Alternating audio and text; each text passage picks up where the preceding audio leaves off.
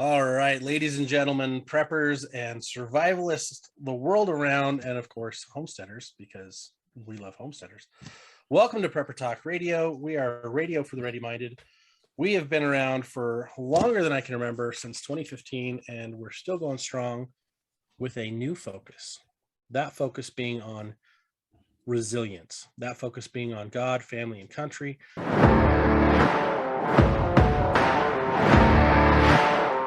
And today we're super excited because we have one of my TikTok friends. I know TikTok, some of you listening are like, TikTok, what a waste of time. And I'm like, oh my gosh, some of the best information I found has been because of little rabbit holes on TikTok. So one of those being Sid. Sid is on here with us. She is the Prepsteader on TikTok. She just had a 6 million viral video go just a few weeks ago. Wow. Awesome. That's awesome. Thanks for being here with us. You are the Prepsteader. You're like my canning fan. Like I'm the canning fandom. That's I follow her for that. But also you've got the chickens, you've got the farm. I mean, if you guys are listening, you're missing the picture in the background. She's got her homestead there. Sid, welcome to the show. Thank you guys for having me. I'm glad we connected on TikTok. I love your content, and it's just been fun to meet people through TikTok and make the connections that I've made on both the homesteading side and the prepping side. So I'm super excited to be here. Oh, we're so happy to have you. And you also have a YouTube channel. And that YouTube channel, it's you can find it with, I just turned my notes over. I don't know why I did that. You can find it, go to YouTube, guys, and you can find it, not Prepsteader for that one, but it's the Standing Pine Farm or Standing Pine Homestead. You can find it both ways, correct? That's now, correct. how long have you been doing that one? So that one we started shortly after we moved onto the property, which is late 2020. And that was our focus at that time. Really wasn't sharing the prepping piece. It was just more like our journal, our vlog of how we're going to do this on a half acre. And it just kind of turned into, okay, maybe I should show the canning piece. Like I'm kind of getting good at that. Maybe I should start sharing that. And so you can kind of go back and look at some of the cringeworthy ones where I'm super uncomfortable, not confident at all. I feel like a mouse backed into a corner doing it, but it's just grown. And now we've got the TikTok that's doing insanely amazing. So yeah. Yeah. How many followers do you guys have on TikTok now? If I'm being honest, I haven't looked today, but it was like 256,000 yesterday when I looked. And we were sitting at 356 January 28th. So it's been nuts. Since the beginning of this year. Since the beginning of January of this year is when I posted my first, like, okay, I literally went viral wearing a tinfoil freaking hat, making a joke about being a prepper. In your honor, and it's just blown up. In your honor, I was going to make a tinfoil hat and wear that for you, but I ran out of time. Scott actually has one. You know what? There I feel like I'm guilty. I should have brought mine. Oh, that's awesome. Or I could turn it around and it's my ball cap. The thing is, for the show. That's nice. That's nice. See, the thing is, we start out as preppers, but we evolve into homesteaders. And that's me. That's my personal experience, right? Is we see what's going on around us, we understand, and then we realize the only way to really take it to the next level or really truly prepare is to begin that homestead, whether it's a quarter acre, a half acre, an acre, whatever. That's where, for me, it's evolving to. I fully agree. Like when we first started prepping, it was 2015, 2016. I had no idea what I was doing. I went on and bought some crap on Amazon to create my bug out bag because I thought that was what prepping was. And I got sucked into that. And then it turned into, okay, we want to actually have a garden. We want to do these things because my grandparents did. And then here we are. Well, one thing you'll hear me say all the time, sorry to interrupt you there, Scott, is look to the past to prepare for the future. So yeah, absolutely. Look back to your grandparents, your great grandparents, and learn how they did things. And that's how you'll be better prepared moving forward. Well, fully agree. I was just going to point out the fact that one of your most recent videos that I'm like, oh my gosh, I downloaded it and I shared it with a whole bunch of people that aren't on TikTok because I'm like, you need to know this. This is brilliant. But it's your grandma's recipe for kind of like a formula copy to use like while you're trying to get other things figured out with your baby. And I'm like, I've got a brother-in-law and sister-in-law. They've got a kid. He's 7 months old. He's 90% of everything he's eating is formula right now. And like my other brother-in-law, who's amazing at prepping, well, he's really good at prepping. He's amazing at prepping, but he's even more amazing at being caring. He went and bought, when there was still stuff on the shelves, a whole bunch of formula for him. And like that's just completely saved their situation, because that's his food. And any kid that's in that situation, I'm like, oh my gosh. So I heard and shared it with them. They're like, oh, thanks. And they sent me pictures of all the stuff they have. We went and got all this. We're prepared. I'm like, no, you didn't. The other brother did. I'm like, don't take credit. Like, it was amazing though, because now they have something else they can use. And since your video, I've seen like 10 other people do the same video, kind of copying what you did. And I'm like, you know what? That's fine. Like, get the information out there. And that's the beautiful thing about this whole world. Everyone I've met in prepping and homesteading and off-grid, like, you're not always eager to tell people who you are or what you do, but you're eager to help. Everyone is eager to help. And I love that aspect of it. And so, you know, what you're sharing, what you're doing, I mean, canning, the homestead, gardening, your formula, the chickens, and you tell us about your chickens, and like what all do you have on the homestead there behind you? So this is the front piece. So the way our half acre sits, it's longer than it is wider. So it's kind of almost perfect, to where it could be split almost evenly down the middle. So this land was actually our family land that I actually grew up here. And then it was abandoned for like 12 years. This was my aunt and uncle, and I spent summers here, weekends here, every day of my life was here growing up. And so we moved off the old home and set the new one right in the middle. So the front half right now is like half play area for my toddlers and half garden. We're building more raised beds. This is from a couple of weeks ago when we first started getting stuff into the ground.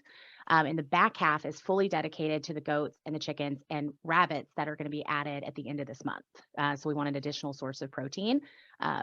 So meat rabbits are joining us later this month. Now, do you have like a breeding plan set up? Like, do you know like how crazy it can go fast? Like, so yes, that's why we're only starting with a doe and a buck on the rabbit side. And then as far as goats are concerned, we only have does, and we're going to service out a friend of mine that lives about 40 miles away from me. And we're going to service out her buck for breeding, because I want it completely controlled, especially on such a small piece. It's so easy to get overwhelmed. So when it comes to animals, you know, I grew up where I had one grandfather that was my married and grandfather that had cattle. And then on my other side, my aunt's father-in-law cattle. So we grew up with homegrown beef. And so we kind of understood that life comes full circle with animals. And so we're going to teach our daughters the same thing. It's going to be very difficult because, you know, we processed our roosters this year for the first time, and it's difficult because you raise them from babies, and these are ones that I hatched myself. I never want it to go away, but there's an emotional piece that you can't quite let go of. You know, it's part of you. You respect their life during the processing. So I want my daughters to appreciate and understand that, and I hope they grow with that. And if they decide they don't want to do this, that's fine.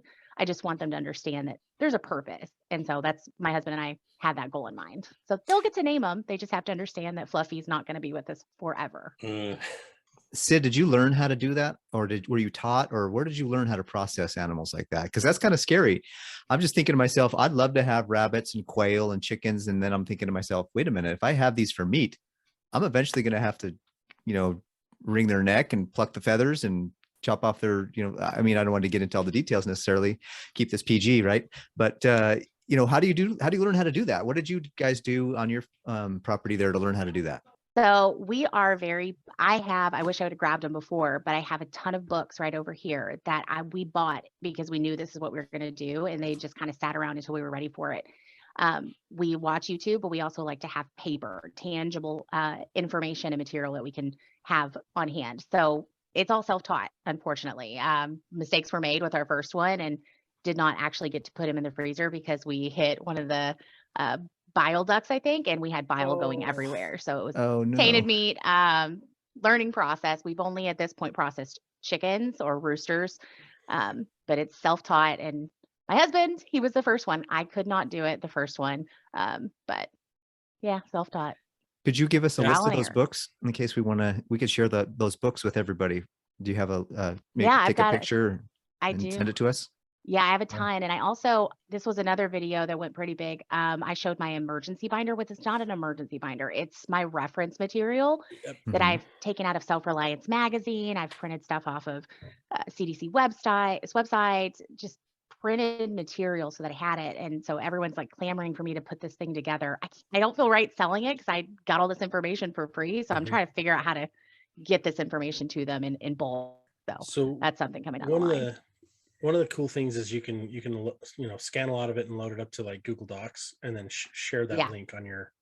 That's what we do with our content. Like every time I create another document or get another thing, like Paris was at an expo just about a month ago almost, and got some pet literature, and we're like, oh, add it. It's free. It's like add it to the list so people have. What do I do for my pet? I'm bugging out with a parakeet. Like what do I do with my cat? Whatever it is, and obviously if you have a parrot or an African macaw that likes to talk a lot, don't tell them how to get to your bug out location because that's an easy bird to trip up beans, right? It's like, we're going to cook you unless you tell us where they're going. Wyoming, like, yeah, no.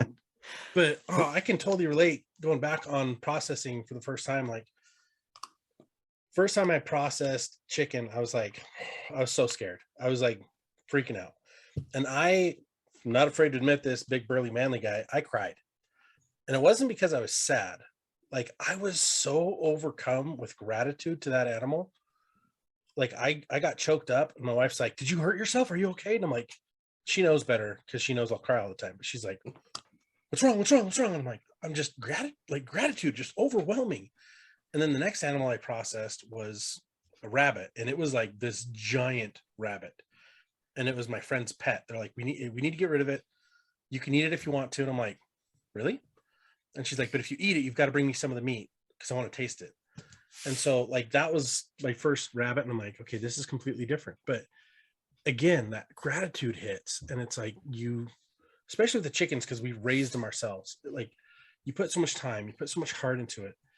It makes it completely different. So when I hear people like, oh, you're horrible for, processing that animal, it's like, I loved that animal. I cared for that animal. Like, the whole world of animal husbandry is the most intense relationship you're going to have because you're creating that to then later eat. And also think about it this way is, the meat that we get in the stores comes from very large production facilities that have no humanity. They don't care for the animals. It's all about money. And it's a very ugly, dirty, nasty process. Whereas if you learn to do it yourself, it can be far more sanitary, far more controlled, and you can give those animals a quality life and then end their life quickly and give their life more purpose than being raised in a mass growth facility. That's the way I look at it. Super funny when you have those woke guys that are like, don't kill the animals. Go to the grocery store and get your meat instead. Wait, what? Wait, exactly. Where do you think it came from? Makes no sense. Yeah. Yeah, it's crazy. No, do you guys know who Stephen Ornella is? Don't recognize the name. I'm not sure. So Stephen Ornella, Meat Eater, he has a show on Netflix. He writes several books. Yeah. Okay. Stephen Ornella, he's awesome. My husband, I'm pretty sure, is a fangirl. He would go crazy if he actually got to meet that man. But he, his whole purpose is hunting and providing food for his family. And that's one of the main things is people are like, go to the grocery store and get your meat. It's so awful that you would do this. Do you not understand that animal's probably never seen sunshine in its life? It's been in a square box, probably not even able to walk, and it sits in its own feces. Like, my animals are able to free range. Like, we lose chickens to hawks just by nature, but I don't have them confined in one tiny little spot. I feel it's better than, what goes on at processing facilities for sure. Yeah. I mean, they get to live this way. And it's a beautiful thing because they actually help your garden as well. Like the rabbits, the chickens, like that's amazing to then take their feces and use that on your food because it's a great fertilizer. And with fertilizer shortages and everything else going on, it's like we had a guest on last week. We talked about composting and gardening, and it's like these are the two animals. It's like the cleanest to add to your garden. It's the best because it absorbs quickly. Like, there's so many additional benefits But I love that you free range. Like, they have a great